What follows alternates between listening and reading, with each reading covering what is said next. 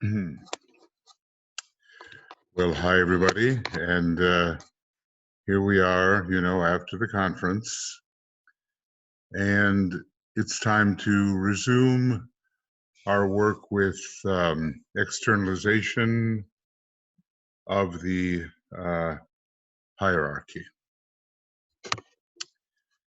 So I'm working with this new program, so just excuse any avoidable errors, and I'll get better at it. Now, we have begun to talk about potencies that are released through the spiritual powers. The spiritual tension,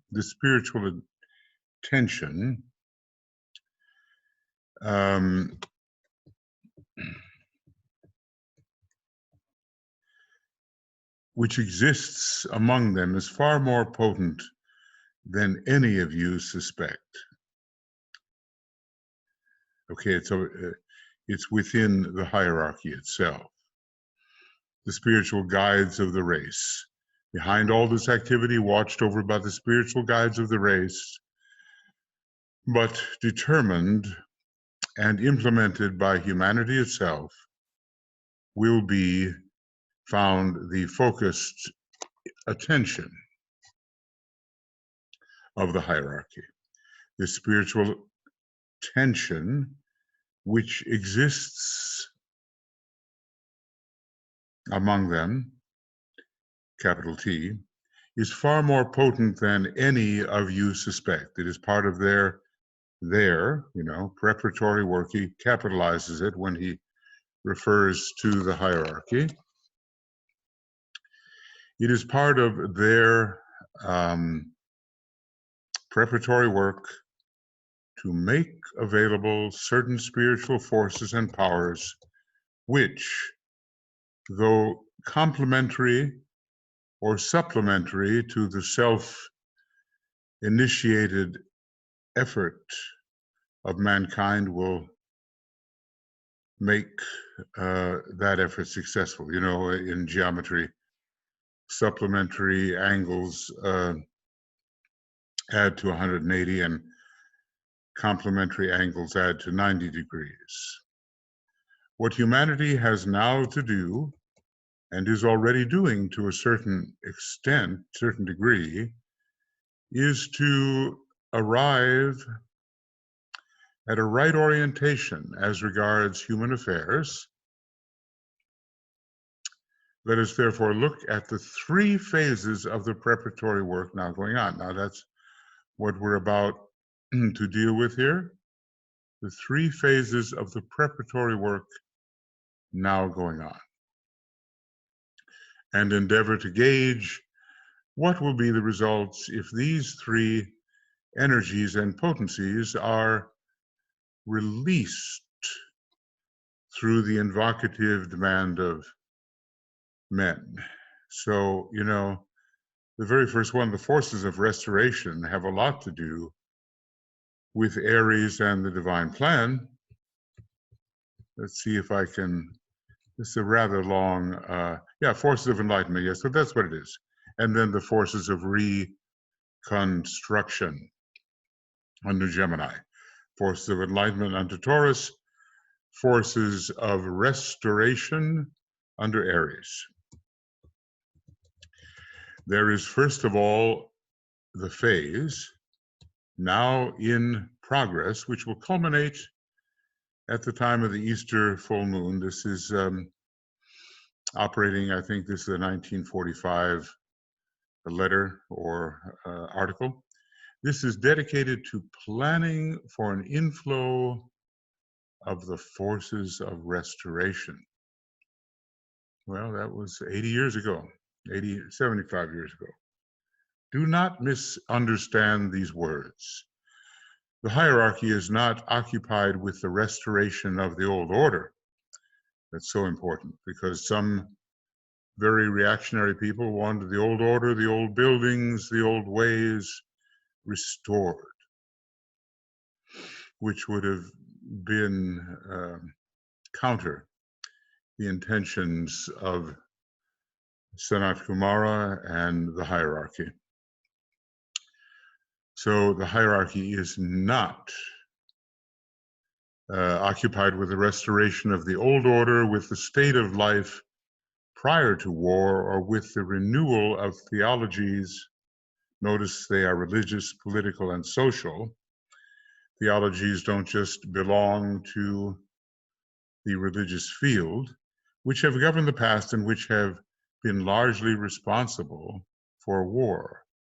Theology, a rigid, dogmatic mindset, which is, illogical for the most part, is the cause of the wars. One of the causes, anyway. The restoration referred to is psychological in nature, but will work out in the restoration of the will to live and the will to good. Beautiful idea. And let's see here. It will consequently be foundational. Well, the very first sign of the zodiac sets the theme, and will guarantee the new civilization and culture. Aries, the sign of the new. This is a very different matter. The will to live, I think, had been taken away from many who were defeated in their psyche by the experiences of the Great War. Certainly the Second World War is what we're talking about here. They were badly damaged. There has to be the restoration of psychological normality. It still does not exist in the world. We are ignorant of the kinds of thoughts and behaviors and outlooks that will produce the normal or psyche, or even the benevolent psyche. So many people are missing out on that. So, will to live and the will to good. We oftentimes hear of the will to good and maybe not so much about the will to live. But, many people have lost that, and they somewhat zombie-like just go from one thing to another without hope. The will to live, I think, is deeply connected with vision and with hope. In the mythology of Pandora's box, all kinds of maledictions escaped, but hope did not escape. So the old saying, hope springs eternal in the human breast, and that is what must be established. There are so many people in the world right now, I think, living so poorly at such a low level that they have no hope. It's just painful to see it. And of course, karma is at work. And the people under such circumstances will work this out with the help of others, such as ourselves, and with the help of hierarchy. But of course, if anyone or any group finds themselves in a very difficult situation, they have to exert some intelligent effort for relieving the situation. Hierarchy cannot do everything, and Master Moria tells us that to give all is to put on chains.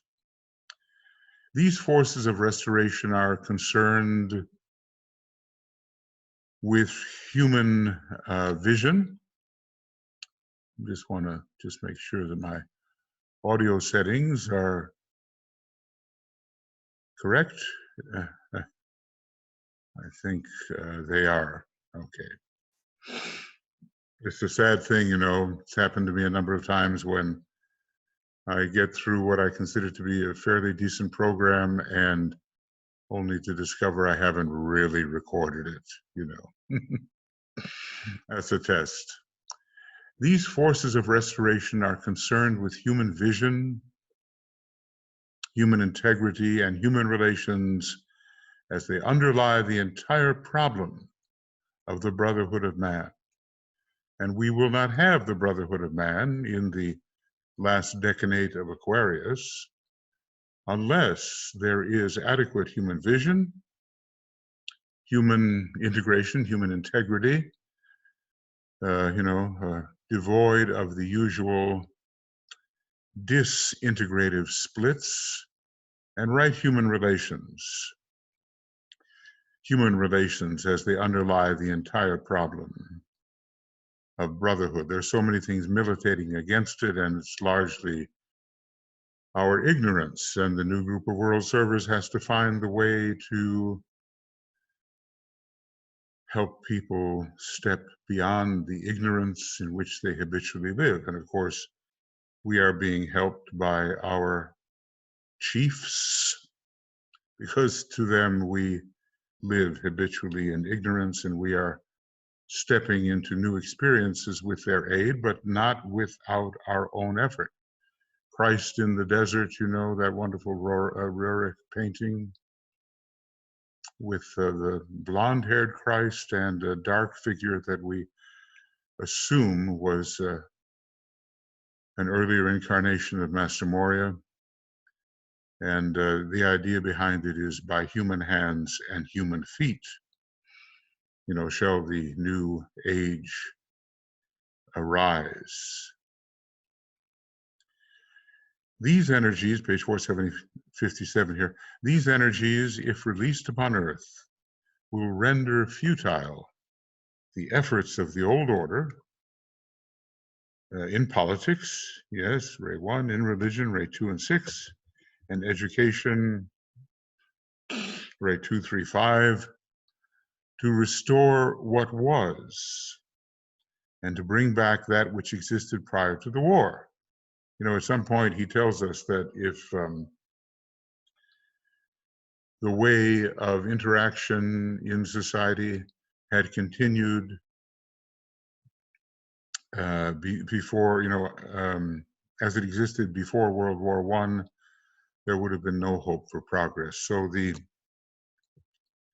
work of the destroyer was necessary. It's always hard to see things to which we have been attached destroyed. It's much harder to see the people to whom we are attached destroyed. I mean, the form destroyed, much harder, I think, for some types. So these energies, restoration, and of course enlightenment and reconstruction, if released upon the earth, will render futile the efforts of the old order. Selfish politics, ignorant religion, doctrinaire education, to restore what was and to bring back that which existed prior to the war.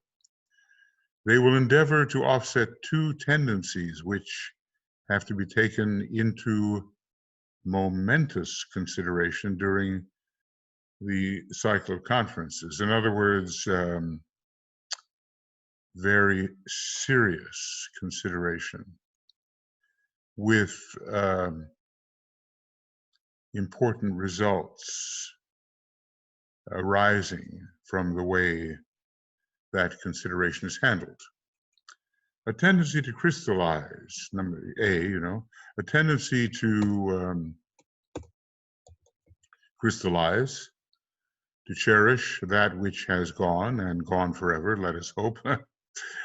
This is not exactly humor, but it certainly reveals DK's distaste for the old boundaries, the old prisons, and to overestimate that which is old, worn out, and, if I may use the word, stagnant. Now, obviously, water that is stagnant is a breeding ground for disease, and that which does not move forward brings in the possibility of disintegration and disease. So this is a negative Saturn trait here, and well, Vulcan contributes to crystallization, but also to the destruction of that which is crystallized. We conquer death in this way. You know, Capricorn, the will that conquers death. It's the death of the crystallized consciousness, the crystallized form, the non-evolving consciousness and form, as if safety could be guaranteed through non-change. The signs Capricorn and Cancer, you know, in their negative presentation can lead to this crystallization, maybe the earth signs in general when negatively expressing. So people have this, and we have only to look at some of the religions today, maybe a deeply reactionary Christianity and a deeply reactionary Islam, to name few, and of course Judaism in its most reactionary Orthodox form, the Abrahamic religions crystallizing. But of course, if we were to examine religions of the East, we'd probably find, you know, something quite similar. DK did tell us that Buddhism would become more dogmatic. Now, when you have dogma that does not change, you have the danger of crystallization. It doesn't adapt, and it holds on to old forms without thinking that new presentations are possible. Okay, then point B, the tendency to over fatigue and complete collapse once the war is over. Very understandable, isn't it? With any great exertion, especially one that is full of fear and friction, psychological strain, you know, then when you finally get a chance to rest, collapse can come. The tendency is due to the weight of the war and to the physical and psychological strain under which mankind has labored for so many years. And I assume that we're talking now about the Great War. They used to call the First World War the Great War, but the 31 years from 1914 to 1945, a great psychological strain. Well, you know, that psychological strain is still with us in other ways. This is not an era of peace for humanity and an era of harmony, although it is predicted it will become so after the Armageddon. The Armageddon is considered to have occurred by some teachings, including the Agni Yoga teaching, and the World War II was considered to be the Armageddon. Okay. So crystallization and fatigue, just not having the energy to go on, and thereby relapsing in one's desires and one's feeling of comfort. The past becomes comforting. Maybe we call this nostalgia. That's where the Cancerian quality comes into it. There are beautiful things of the past, and the fourth ray generally guarantees that they will be somewhat preserved. You know, Germany, fourth ray, I preserve. Presumably the great works of musical art will be subject to this preservation stream in Germany, now that it has corrected, it seems, many of the first ray personality faults, first ray Pisces personality faults, and is perhaps coming under Aries and the fourth ray in the soul nature. Well, strain is good up to a point if it arouses in us the will to harmonize, to conquer that which causes the strain. But any force can be overcome by such a greater force that progress is negated. Great danger. So let's just call it. I have a reason here to want to crystallization and fatigue. So we keep in front of us the notion that these are great dangers.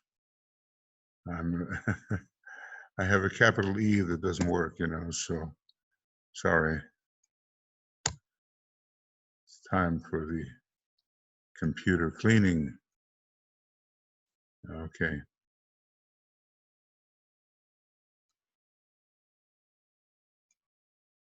All right.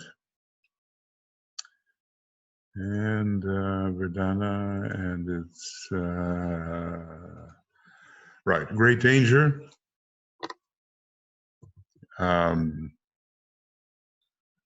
Great danger to the future of the race lies in these two tendencies.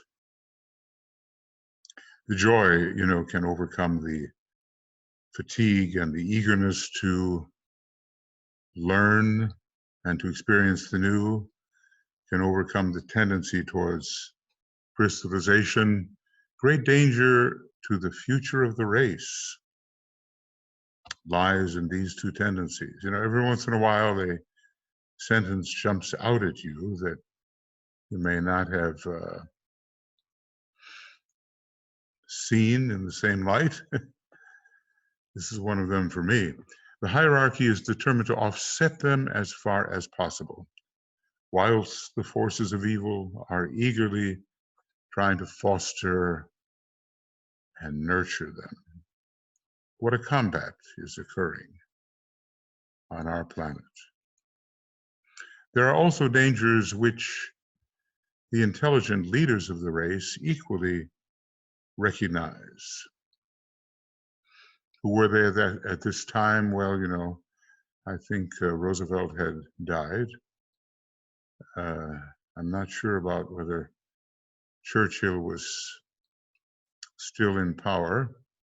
For a while he was not, and he retired into himself to paint and to write great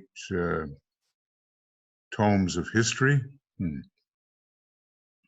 Stalin was holding on.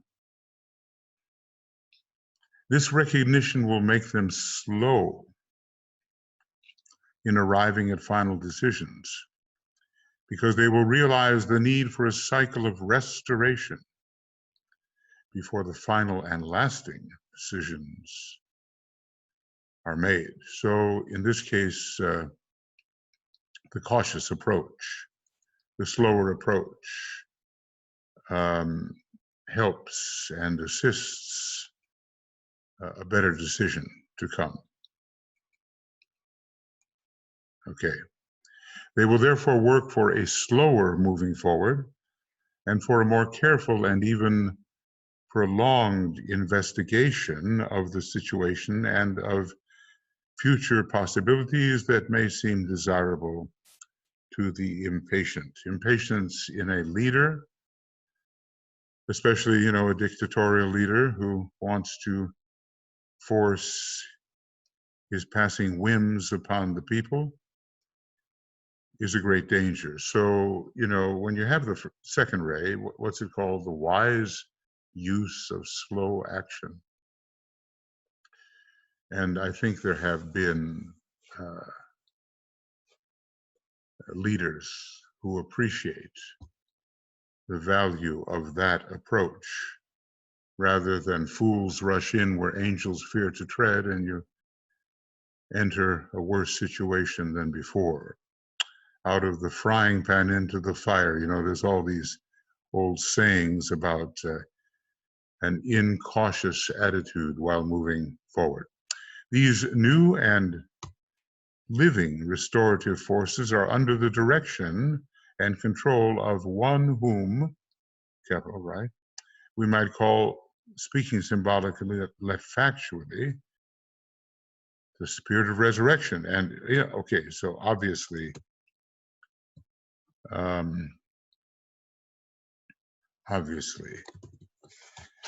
since the great resurrection initiation occurs at the 7th degree under Aries, this is obviously related to Aries. Not saying that Aries is the spirit of resurrection, but certainly is related. It is this is so interesting.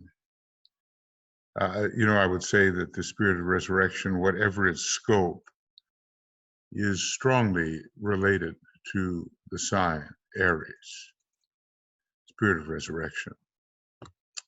It is this living spiritual entity working temporarily under the direction of the Christ. So it's not the constellation Aries, but you can sense the relation to the sign which is responsible for the 7th initiation of resurrection.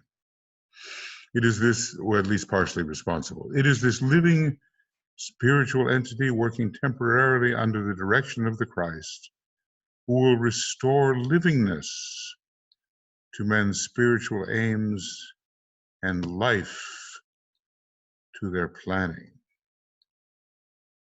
So, in a state of deep fatigue, we have this possibility of rising again. Yes. It is this living spiritual entity. I think so many of us really need this somehow. Working temporarily under the direction of the Christ, who will restore livingness to men's spiritual aims. Because, there's a lot of dead, assumed religious practice. The book says it must be so, it's so, even though there's no particular enthusiasm about it. And you have to kind of promise people great possibilities, give them incentive, The joke is made, but some people consider it not a joke. There'll be pie in the sky when you die. Okay, well, maybe there will be in the heaven worlds to a certain extent, but it does cause people to overlook the joy, the thrill of the present possibilities right here in this dense physical plane. When we're always looking for something better on ahead, there's truth to it, but we cannot reject the possibilities of the moment. Okay, it is this living spiritual entities working under the Christ who will engender anew the vitality needed to implement the trends of the new age, and who will guide humanity out of the cave of death, isolation, and selfishness into the new light of day. Promising, of course, and there are great figures at work here. Had you, before reading this, heard of an entity called the Spirit of Resurrection working under the direction of the Christ? I had not. But then again, perhaps there are, there are books that we haven't read as carefully as others. I'm doing my best to here to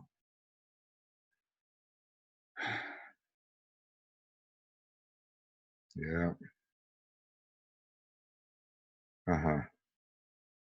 There we go.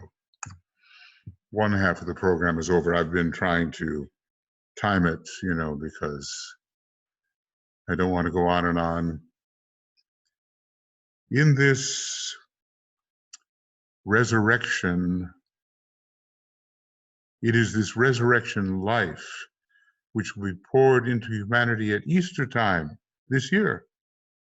Okay, 1945, to some degree, but which during the next 3 Easter periods, 46, 47, 48, to some degree, but which during the next 3 Easter periods can be poured in full measure. I guess hierarchy is careful about testing the application of certain energies. They don't pour the whole pail, just trying to see how human beings react. If the men and women of goodwill will think clearly, speak forcefully, demand spiritually, and implement the inner plans with intelligence. No small requirements. Now, we don't know, was this done? The Tibetan is in a position to assess inwardly whether it was done or not. And, we're back 70, 75 years ago. And I think, it'll be interesting to see his perspective on what has been transpiring since 1949, since basically the transmission of the second phase of the teaching came to an end because of Alice Bailey's demise. I think there may have been some others, who tried to carry on, but as the Tibetan says, I am looking for no new stenographers, and thus cutting at the root the inevitable competitive fray that would arise with people seeking to be the next immediate stenographer. You know how it is with the lower ego, it wants to ascend into the light of recognition. It's just human nature at this point, but it can change. Some are moving into the fifth kingdom, and eventually in the fifth kingdom it will change. On a planetary scale, and not just in reference to mankind, this spirit of resurrection is the opponent and the antagonist of the spirit of death. This is not necessarily the same as the angel of death. It's the spirit of death. Physical death takes place only when the psychological and mental vitality of the individual, of a nation, or of humanity drops below a certain level. See, so it's not just a physical thing, isn't it? A word is sounded, the word of release, the word of death. When the solar angel realizes that in terms of future progress through the physical apparatus of that particular personality, the time has come. Humanity has been responding to the process of dying during the last 150 years. That's an amazing statement. And basically, we're looking at 1795, roughly. I don't know how precise he's trying to be here. But, from when this was written, in 1945, subtract 150, you get 1795, approximately 1800. Psychologically, mankind has been ruled by selfishness, and selfishness is the potent seed of death, material death, psychological death, and mental death. This is a very interesting idea. Now we can understand to a degree why it would be so.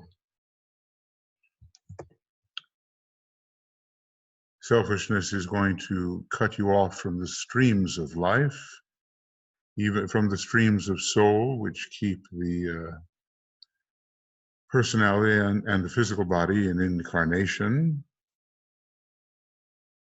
It will cut you off from those refreshing soul streams. And without the soul streams, there is death, crystallization, non-expansion, non-evolution, succumbing, basically, to a non-evolutionary state. A sad thing and repeated in history frequently. This is seen well demonstrated in the German nation. Think this statement out and then recognize, well, think of it, a Pisces personality and Pluto, first ray, accompanying that Pisces personality. It is the end. It's the end of something, isn't it? And Aries is the beginning of something new, something very beautiful, which by this time, it's 2020, has begun.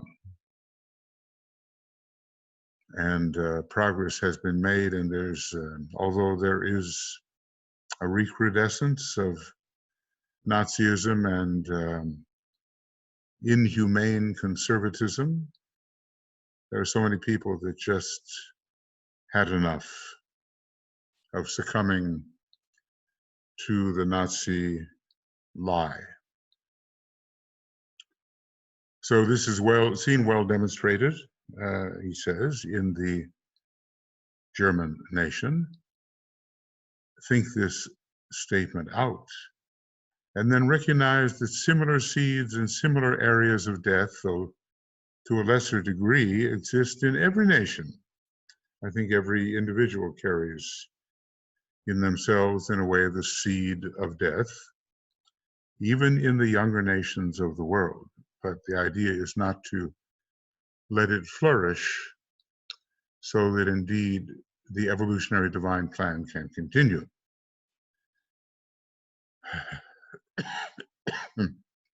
Even in the younger nations of the world. Hence the war, hence the destruction of all the outer garments of civilization.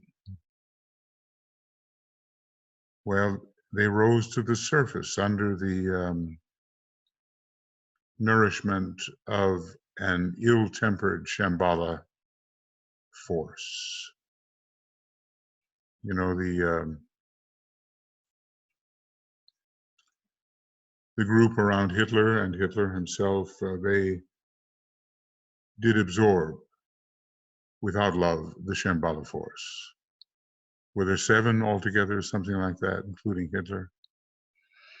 It was a sufficient group to evoke and receive the untempered, inverted Shambhala force, which was immediately applied to materialistic and materialistic aims that were counter to the divine plan. You know, it was a great reactionary movement. Every time you hear those words, they used to express, you know, blood and soil and all of that. You get the materialism. And DK said, should the Nazis prevail, they will create the most materialistic civilization that ever has been, which maybe, you know, is given their apparently high idealism, at least high, seemingly high to the people who succumbed to that idealism, maybe is a shocking thought. But really, they did believe in a number of occult factors, but they would selectively refuse to consider other occult factors which counterbalanced or even negated their own propositions. Reincarnation they believed in. And such a figure as Himmler, who was among the most occultly oriented, kind of a seventh-ray individual with Schutzstaffel SS rituals and so forth in old castles. He believed he was some King Henry of the Middle Ages who drove back the enemies of whatever Germany was then. It was just fantasy.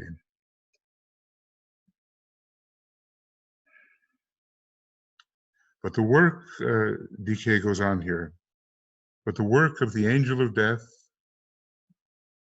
awful as it may be, as it may seem,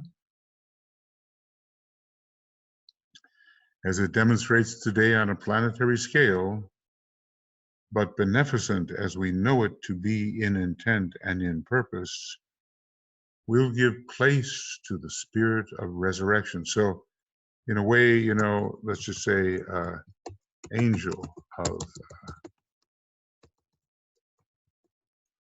come on, amazing, I just can't get the angel of death, not the same as the spirit of death. The angel of death is a beneficent force, and some human beings have had contact with it and have known its beneficence. As DK has said at certain times, there are worse things than to die, worse fates than to die.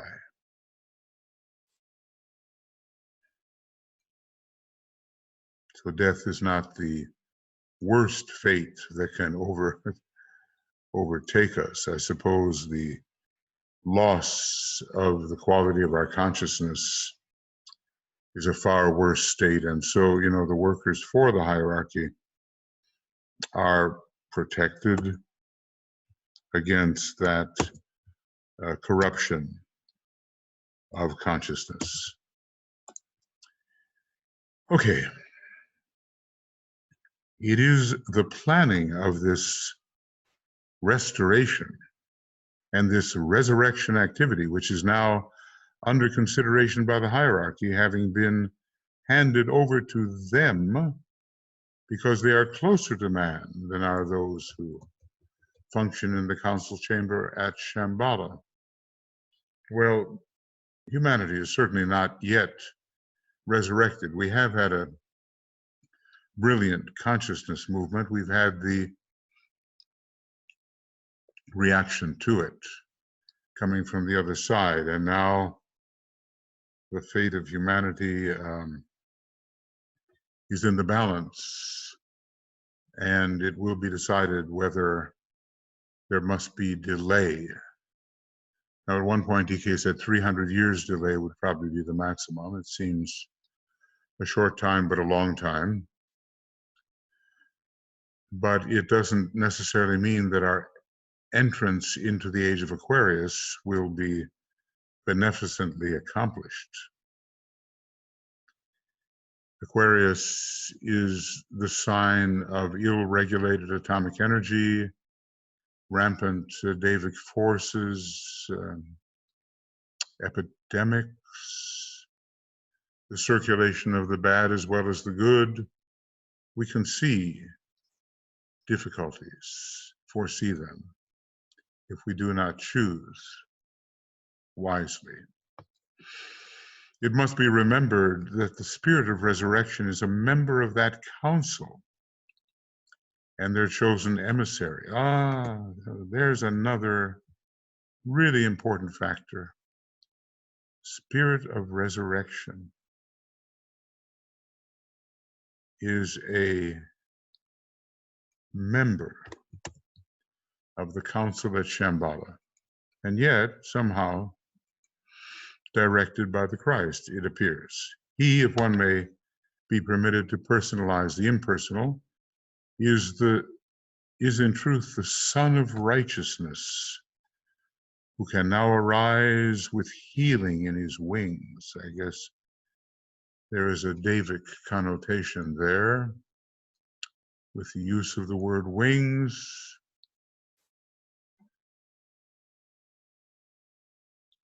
The Son of Righteousness.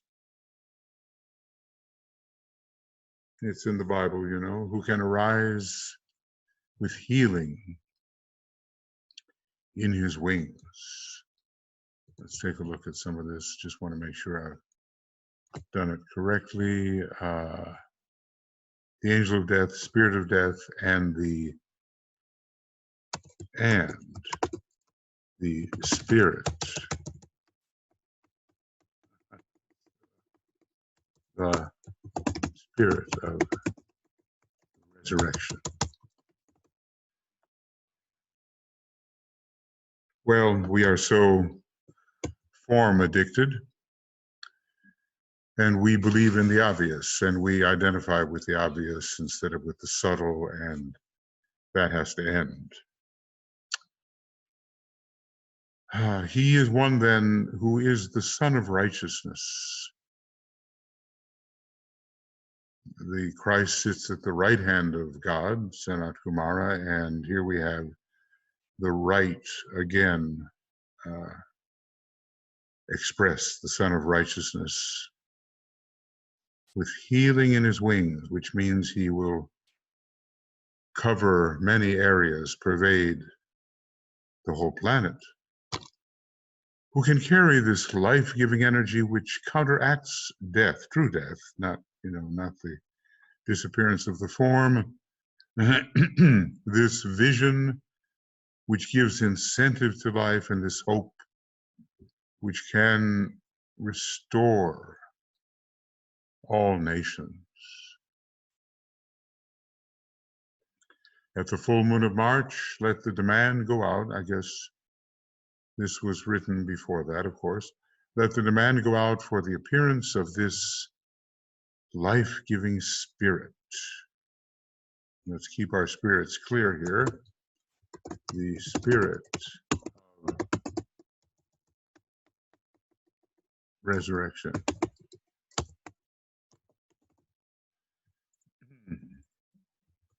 Let it go forth with such intensity, a sufficiently strong voice, that the hierarchy will be called into active response. We might say the law of invocation. You have to be invoked before you are evoked. Let it go forth with such intensity that the hierarchy can be called into active response and will immediately release the potency of this spirit into the hearts of men everywhere. So, what can we call it? New hope.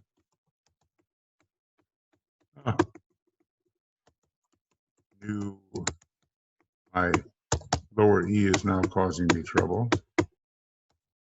New arising, resurrection, rising again. All of these spiritual forces working as they are at this time under the direction of the leaders of the forces of light, the Christ, the leader of the forces of light, the Christ. He's the leader of the forces of light as they demonstrate in humanity and as hierarchy claims that title, are closely related, and their activity is most intimately synchronized. This is not a haphazard, ill-coordinated effort. All of these higher agencies work together in a well-timed manner according to the demands of the divine plan, and they are supervised in their appearance.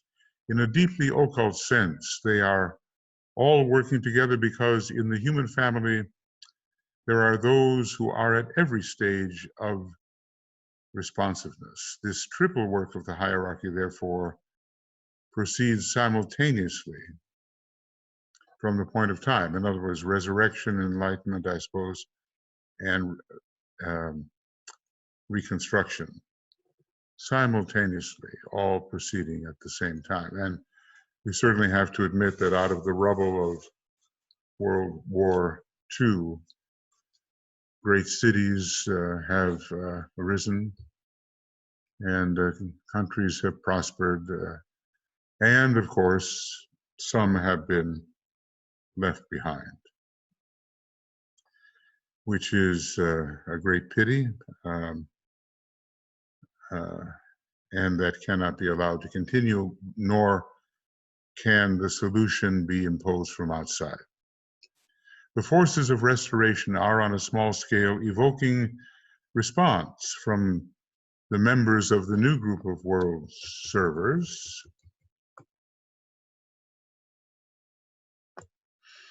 and from disciples everywhere.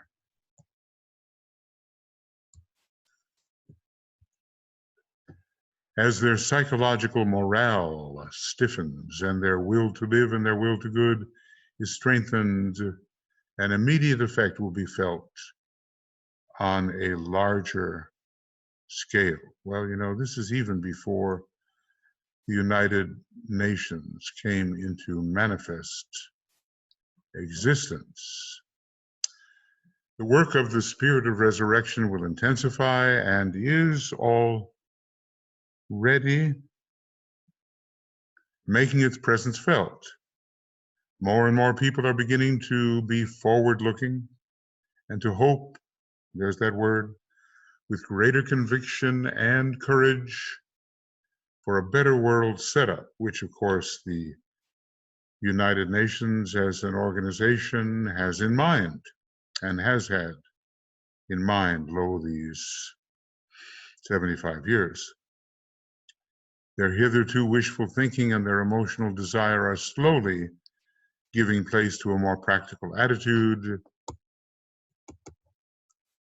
Their clear thinking and their fixed determination, you know, kind of a Taurian virtue, are far more active and their plans better laid because both their thinking and their planning are today based on facts, the fifth ray, and are also beginning to recognize, they are also beginning to recognize those factors and conditions which must not be restored.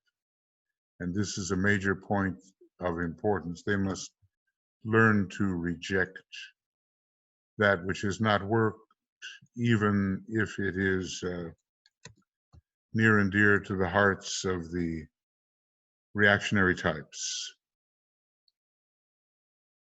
So, simultaneous activity of restoration, enlightenment, and reconstruction,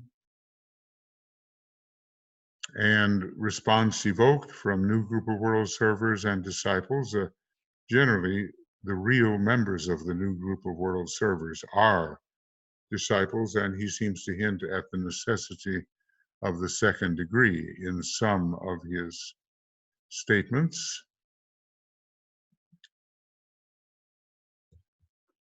So the better is on its way. Now, there are definitely those thinking in merely material terms who are attempting, even now today, to destroy the United Nations, pretty much through lack of funding. And the United States is one of the most guilty parties here. That kind of naive individualism, which can be put to good use when properly directed, can also work against the welfare of humanity. America first, don't you know? Well, that particular slogan has an ill-famed past and is developing an ill-famed present. At the stage which we are now passing through, these responsive people fall into three categories. Let us hope that we are included among them. The visionary dreamer, or the well-intentioned but impractical person whose ideas and world plans and suggestions as to the new world order litter the desks of world leaders and of those groups and organizations who are attempting practically to blueprint the future. Well, you know, in the days of blueprints. But the sixth ray outruns everything else, and the fifth ray and seventh ray are not well developed. I've sometimes heard that politics is called the art of the possible. And we must know what is really possible and desirable without sacrificing the possible and desirable for our unrealistic dreams. Their dreams and ideals deal with projects for which the world of today is not ready and will not be ready for several thousand years. What a statement that is. Several thousand years. Maybe is that the age of Capricorn? Perhaps. Because that is a practical sign and will, you know, come about in another, anywhere from, you know, 2,300 years to 2,500 years. It is an easy thing for them to present impossible utopias, which have not the faintest relation to things which are needed today and which could be made possible. The art of the possible, once again. The name of these people is Legion, and at this time they constitute a definite hindrance. A vision of the impossible is not the type of vision which will keep the people from perishing. Because of an inability to compromise, see, sixth ray has that, but fourth ray does not, and it's coming into power. Because of an inability to compromise and to face up to things as they are, these people and those whom they influence are landed in despair and disillusionment. Well, we want to know the ways we shall not go. And I don't know, maybe before beginning too much and going on, this is a unit in itself. So we have come to the intelligent people of the world. This is a different group than the wild-eyed idealists. I guess all of us have either known a few or been that at some point. So I think, since I'm trying to keep at least this series of programs down to roughly an hour, I can't guarantee it, you know, because that would take more time away from the actual work. So this is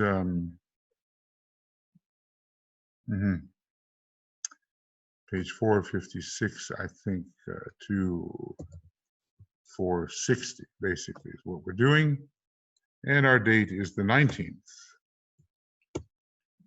of May. So I always try to know where I may be found when the opportunity comes the next time. So this is the end of 48 and approximately 1 hour.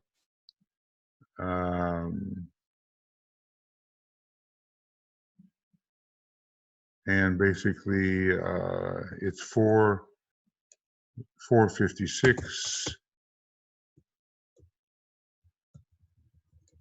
up to 460. Okay.